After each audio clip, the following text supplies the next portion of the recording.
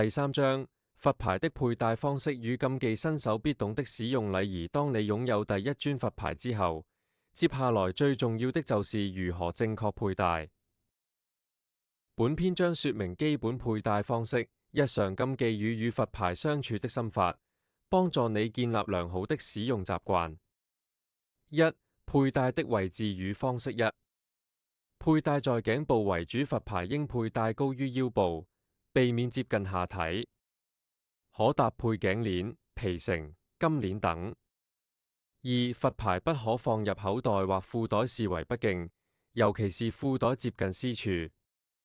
三、不與不潔物共放，如與孩子、內衣褲等混放，皆不合宜。二、佩戴時的基本禮儀。一、穿衣時避免赤裸接觸，雖然有些佛牌已包好防水殼，可帶着洗澡，但不建議，應在穿好衣服後再佩戴佛牌。二、行房時應取下，可取下後放在乾淨的布袋中安放高處。三、不觸摸他人佛牌，未經同意觸碰他人佛牌，被視為極不禮貌。三、家中供奉與收納方式。一、可供奉於家中高處設立佛桌或乾淨平台。二、佛牌不應放置在睡床下方、鞋櫃上、廁所附近。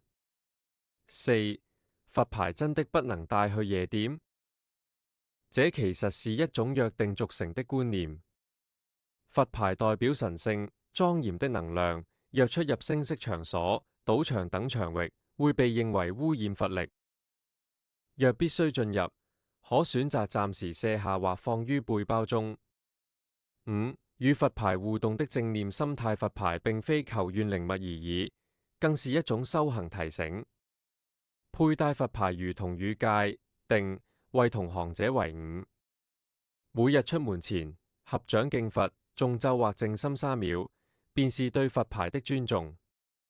心懷感恩，行善積德，是讓佛牌發揮最大功效的根本。佩戴佛牌是一種生活修行，正確的佩戴方式與尊重心，能讓佛牌發揮其最大的守護與加持力量。